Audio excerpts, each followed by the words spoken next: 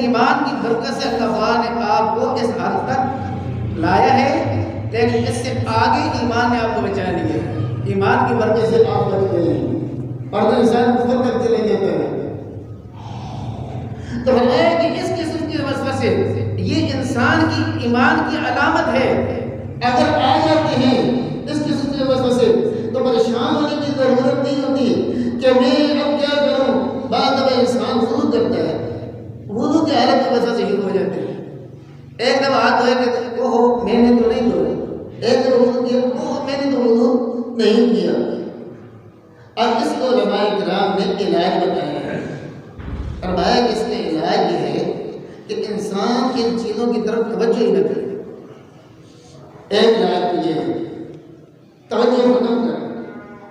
بعد میں انسان کہتا ہے پتہ نہیں میں پاک بھی ہوں یا نہیں ہوں، غسل کیا پتہ نہیں پاک ہوا یا نہیں پتہ ہے پاک ہو گیا ہے۔ اب اس وسوسے کو ختم کر، اس طرف توجہ ہی نہ کر۔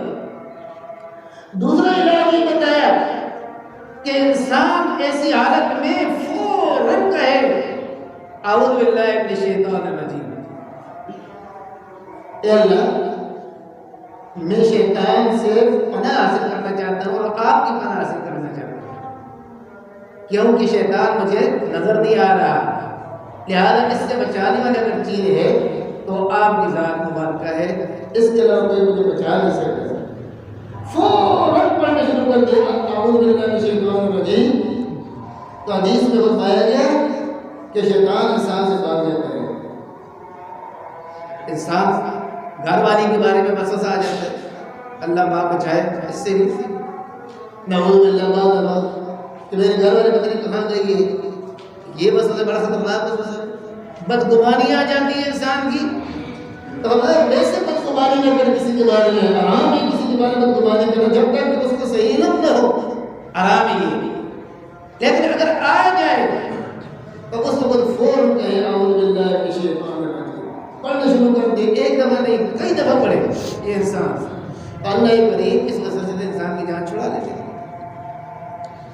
لیکن یہ ایسی بیماری ہے کہ یہ بیماری ڈاکٹروں کے علاج کے ذریعے ختم نہیں ہوگی، یہ روحانی بیماری ہے، اور روحانی بیماری اللہ کے کلام سے ختم ہوتی ہے، اور اللہ کے ساتھ تعلق رکھنے سے بھی ختم ہوتی ہے، ویسے یہ ختم نہیں ہوتی۔ حضرت آدم علیہ نبی علیہ السلام پیدا ہو گئے، اور اس کے بعد آدم علیہ السلام نے فرشتوں کے سامنے مختلف چیزوں کے نام پیش کیے، مجھے بتاؤ یہ انسان کی ضروریات ہیں، جتنی بھی چیزیں ہیں انسان کھاتا ہے پیتا ہے، انسان کی ضروریات ہیں، آپ بتائیں، آپ کہتے ہیں کہ مخلوق ایسی پیدا نہ ہو، آپ ان کے نام بتاؤ۔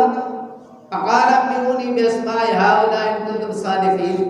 اللہ تبارک و تعالیٰ کے سامنے فرشتے، اللہ نے فرشتوں کو کہا انبئونی باسماء ہؤلاء، مجھے ان ناموں کے بارے میں بتاؤ، اگر تم سچی ہو اپنے دعوے میں۔ تو فرشتے آگے سے کہنے لگے سبحانک لا علم لنا، اے اللہ تیری ذات پاک ہے، ہمارے بارے میں کوئی علم ہی نہیں ہے۔ پہلے کہا کہ ہم مشورہ دیتے ہیں مخلوق کو نہ پیدا کرو، لیکن اللہ نے جواب دیا انی عالم ما لا تعلمون، اب کہہ دیا فور نہیں، اے اللہ تیری ذات پاک ہے، ہم اس کا دعویٰ ہی نہیں کر سکتے کہ ہمارے پاس علم ہے، یا اللہ تو ہر شریفوں سے پاک ہے، جو کہ تو نے ہمیں بتایا ہے وہی ہم کہہ سکتے ہیں، ہمارے پاس اس کے علاوہ کوئی علم نہیں ہے۔